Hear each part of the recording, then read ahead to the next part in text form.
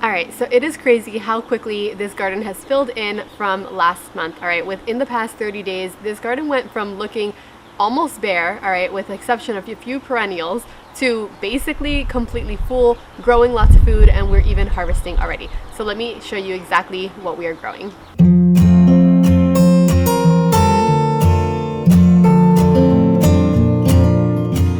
Alright, so full disclaimer, I actually started picking tomatoes off of this one plant, and yes, that is one plant. I actually started picking the tomatoes and putting them in my basket here before I decided to make this video. So I am actually going to come in here and finish picking my tomatoes. Generally, I try to pick them when they're a little bit more blush color, generally like this, just to prevent the pest from getting to them when they're fully ripe. But honestly, it just escaped me this time around, so I'm picking them at whatever stage I find them, and so far that's been mostly red. I have been fortunate, I haven't had too many blemishes on them and really no pest pressure for the season. Now if you're asking why or how I've gotten so many beautiful red tomatoes so early in the season, it is because this actually overwintered from last season. This is one tomato plant. In this space I actually had many other tomato plants, right? You can see I did my little fleur-de-weave, which is already starting to cave in from the weight of this one plant.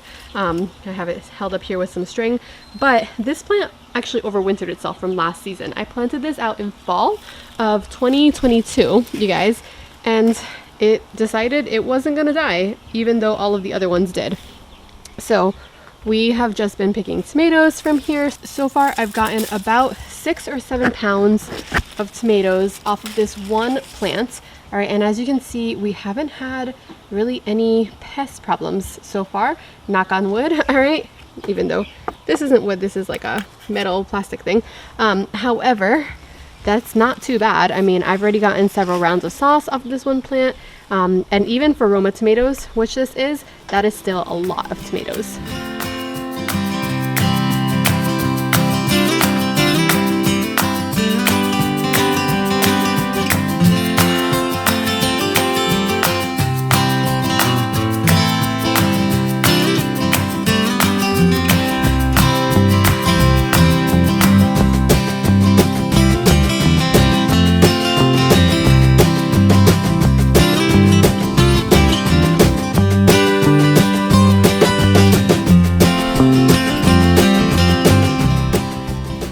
Okay, so this is definitely a lot of tomatoes. I did get some of the ones that were not fully ripe yet, and if you're not sure why I do this, basically the more ripe it is, the more sugar it has in it, the more pests like it. All right, so as soon as I start seeing some sort of signs of blush like this, tomatoes will actually ripen on the countertop, so you can just pull them inside and then let them do their thing on the countertop. Now, besides that one tomato plant, I did plant out other little baby tomatoes in this space that are, you know, just getting started. I will tell you, we have had a little bit more pest pressure with these, but not too much. I haven't really had to do any sort of pest control so far this season. These are growing on par with, you know, what they should be for April. But for the rest of the garden, I did make one, I don't want to call it a mistake. All right, but it's something that I definitely, and I'm finding some weeds in here as I go along due to the uncovered soil. This is why you mulch or put down some sort of a living mulch, of course. But I did do something this season which I normally don't do, and that is use unfinished compost. All right. Now over here, I do have my compost bin, which I use on a regular basis. I fill it up, right? Both of the compartments now I'm using for actually filling, because I emptied the whole thing out. I don't think you can see inside of it, it's too dark, but basically it is not super full right now. It's maybe like a quarter of the way full. I've been adding to it every now and then, really like multiple times a week, the way we cook. But I did something I normally don't do, and I took a whole bunch of unfinished compost and I added it to the whole garden. Right, and you can see some things finishing up their life cycle. I will tell you in a minute what that is, but I didn't account for the fact that a lot of this unfinished compost, or rather, it didn't even cross my mind this time around, a lot of this unfinished compost had tomato seedlings like this one here that I actually did not plant, and this one here right next to this giant squash plant, and the squash plant itself that I didn't plant. This was actually seeds I think this is butternut squash. I don't know, which is of course part of the problem when you're planting things from unfinished compost. You don't really know what it is. They're just volunteer plants. You can see some tomatoes back here as well, which I didn't plant. So I just kind of went with it. I could have removed every one that I found, and I have been removing some that I didn't really like. However, like this one, I didn't plant and it's doing extraordinarily well. I don't know what kind of tomato this is. I'm assuming that it's some sort of cherry tomato, judging by what I normally have in my compost bin, but we will find out because I often also have Roma tomatoes in the compost bin and I grow multiple varieties each season. But that's kind of the fun of, you know, gardening with unfinished compost. If it's something that you know you're into. I'm not trying to be super particular this time around with the garden, and considering how well it's done, I'm not too upset about it. But you do see like tomato plants popping up left and right, and a whole bunch of stuff that I'm really not sure what it is. Now these beans, I can tell you I do know what they are. Oops, I just stepped on something. And I have a little marigold. See how orange that is? Like, it is insanely bright. I'm trying to adjust it so it doesn't look as neon, but it really is that color. We have some tomatoes here that are spoon tomatoes. I believe I didn't mark them this time around, but I did start some spoon tomatoes, and I've been kind of like propping them up here on the trellis. These are yellow wax beans. You can see they have been flowering like crazy, and then these are actually the same kind of beans that also overwintered. That is like this, whoops, pulled off half the plant, oops.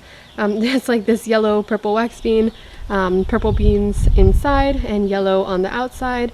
I forget exactly what this is. I think it's like a French beurre something or other bean. I've grown it a couple seasons now, but this one overwintered itself and just kept climbing and climbing back up. So I left it because I like easy gardening and not have to work for it. I do like these pods. They will turn yellow when they're ready, and I haven't been too diligent, as you can see, at harvesting them because these ones are actually dry and ready to be saved for seeds. So I can go through and harvest some of these, which I will do. Right now I'll just put this in the bin, or in the little collection bin here. And then all of these are the same variety. I planted about right there or so. You can see like those flowers were purple, but these ones are white. So these are my blue lake bush beans, and we have tons of little baby beans coming out already with the flowers. And oh, here we go, I found one. Look at how cute these are, little furry green beans, and I absolutely love these. So I'm really excited. There's flowers everywhere, all over these with little beans, and I actually have some that decided to overwinter themselves as well from last season, which are over on that side next to the next to that giant squash plant that volunteered itself. Now this is another tomato that I did plant. You can see it has lots of little flowers. It even has some little spoon tomatoes already, and doing really well. And then I just keep moving the flowers around so that it pollinates itself and does produce fruit. And then this one over here popping its head up is one I didn't plant. It doesn't have any flowers yet or fruit, so I'm not sure what it is, but I don't remember planting this one out. And I'm actually really surprised that it is growing so well in between this mess of bush beans. Now this is kale. This is blue dazzling kale, which has turned itself into a little tree. If you're not sure how to go about this, basically you just leave the kale. It does really well in winter time, right? I'm not so sure how it does in snow, but at least like in Florida winter, it does not die or give up at all. And then basically when you're cutting from the leaves so that you can eat it, you just, oh my God, and look how thick that trunk is. It's insane. It's like more than the width of my hand there. But basically you just keep cutting from the bottom leaves and letting the top grow up, which is why all of these are cut, right? And it just keeps growing full kale tree. I have, actually, I think there's one, and then that one back there, right here, that's a separate one. And you can see it's not growing as tall, this one here, because it's been shaded out, but I mean, that's still a huge amount of kale. And I absolutely love how these look in the garden, right? And they just go on and on until, I don't know when. I guess I'll let you guys know when the kale tree stops. It hasn't yet so far. Next to the kale, I have more Green Lake, sorry, not Green Lake, blue lake bush beans. All right, I have lots of these planted out. They're doing extraordinarily well. Last season I think I got like 4 pounds per harvest, and it was like harvest, I don't know, like 10 times or something. So that's insane for production wise, especially considering we had a really short season last time. And I did plant out some little zinnias in between here, which are absolutely adorable. I mean, look at adorable. Look at that. Look how pretty that is.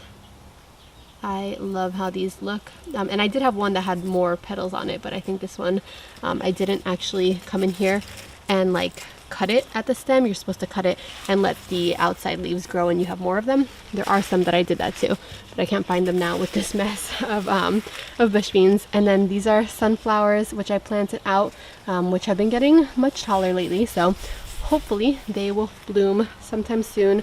And then I have lots and lots and lots of parsley back here. All of this is parsley that's been hidden. This overwintered from last year. It is curly parsley, which I absolutely love for cooking with. I mean, I use it for pretty much everything, but this has such an amazing taste, and it's really hard to get rid of once you've planted this out here. So that's just continuing to grow into like a little parsley bush. And then one of my volunteer squash plants that has been flowering and doing really well. Actually, you can see some female flowers that closed up. They were in bloom this morning. And then like my little tendrils here, you can see what that is. That's actually where I had to rip them up from the ground and off of other things because they were trellising themselves like along the floor, and I just cut them off and then pinned them up so that they can start doing this. Isn't that crazy how they just grow from the actual plant and they just find their way and curl themselves? Like I didn't curl it up there, it just found its way and curled itself onto the trellis, which is precisely why we have a trellis here. So let's see. I mean, I know that there's some female flower and fruit, oops, in there. I don't know if you guys can see that, it might be too dark, but you can see also like we have some tomatoes that have been growing through as well that I didn't plant. This is Swiss chard here from last season. This is Vulcan Swiss chard. Behind it I have some more flowers popping their heads out. I absolutely love how this looks. It has such a pretty color on the stems, and we don't use it all that much. I use it for salads and stuff, but not really as a cooked green. So it has grown rather large, and it is just growing through some of these green beans. Oh, and we actually have some green beans. These, if I wanted to pick them, I could. They're probably around 4 or 5 inches at this point. And I know I saw some earlier. We have quite a few of them actually. So yeah, some bush beans ready to go.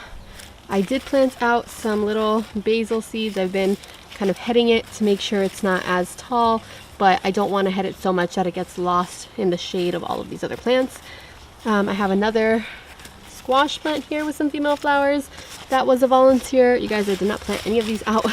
And I believe I did plant this tomato, so that would have been a spoon tomato, I think. I'm really not sure. I should have labeled things better this season. But this one doing really well. Some more basil in here, another basil, and some sunflowers. This one's getting a little bit more eaten up, but definitely nowhere near the pest pressure that I'm seeing. It's definitely been much milder this season so far. This one, I was going to rip it up, but since I have tons of trellis space over here to let it go that way, I think I'll just leave it and try to like train it this way. This is a weed that has just been growing nonstop and it's behind the trellis, so I probably could take a pair of scissors and get it out, but it's just at this point not really a concern of mine. And then I did have some scallions. I did take these actually from the grocery store, but I planted them out, chopped off the heads. We used the heads for cooking, right, the top parts for cooking, and then went ahead and planted these out, so those will continue to grow in here, because I don't know what happened to the ones last season that I had.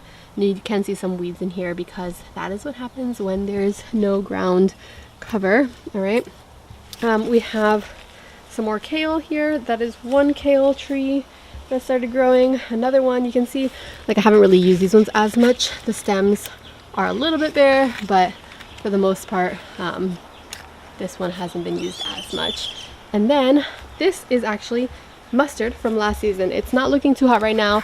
This is giant red purple mustard. However, this has already lived its life. All right, it is on the And then I am basically just waiting for all these beautiful little seed pods to dry up so that I can have some mustard, so that I can actually like ground into ground mustard. I'll be very excited with that when that happens. And this actually resembles a lot of the broccoli and Mizuna seeds that I saved. So now I'm familiar with how to save these seeds, and I cannot wait for them to dry out. Now this one here on the floor is growing from pretty much the same place. It is still in the ground. All right, I have not pulled it out yet. This is some of the leaves that were dried up, but look how big. Like, I can barely put my fingers around this. All right, this is massive, and it's just toppled itself over. It is still alive, it's still growing, it still has these beautiful little yellow mustard flowers on it, and it has a whole bunch of seeds. So I'm just gonna leave it for the time being because I do want the seeds. If it wasn't mustard and like I didn't want to actually make mustard, that's been a goal of mine since forever ago. If it wasn't for that, I would have already ripped it out. However, look at all of this mustard that I am hoping to seed save, guys. So this can stay right there for now. It doesn't bother me too much. And then back behind this tree on the other side of all that space, you can see all the dried mustard leaves in that little area there. We have our little herb patch, which has grown into itself. We have some, let's see, some flat leaf parsley. We have some curly parsley. We have lots of oregano on this side, which smells amazing as I run my hands through it. We have some lemon balm, which I use all the time to make lemon balm tea. It's supposed to be very good for insomnia. Hasn't worked yet, but I will let you know. And then, let's see, I think we have some more oregano over here somewhere. But basically just, this is my little herb patch, and I love coming out here. I use this all the time. We constantly clip from it, and it just smells amazing. It gives this amazing aroma. And then we have another Swiss chard plant, actually two more Swiss chard plants, one there and one towering over it. All right, they were from the same seed packet, but this one just ended up being not purple, not pink, right? It has like that green color, which is normal Swiss chard, and this one was lucky enough to be pink. I do like the taste of them, right? They're growing really, really well. The leaves are absolutely massive. So every once in a while I'll use them for salad. And then sometimes they just like kind of cut themselves off and fall because of the weight. So I lay them back in here as maybe like a, mulch or whatever. And then I do have this one little yellow squash plant, which doesn't look like it's doing too hot. I think it needs a little more sun, and it is being towered over by those plants here and this tree, my beautiful little oak tree here. So we'll see. I'm gonna leave it for the time being.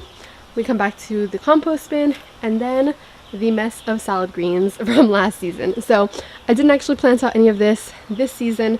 This is, starting over here in the back, some Brussels sprouts from last season that never really took off as well as they're supposed to. And then what looks to be some sort of like a weed, I'm assuming, but yes, that is a weed.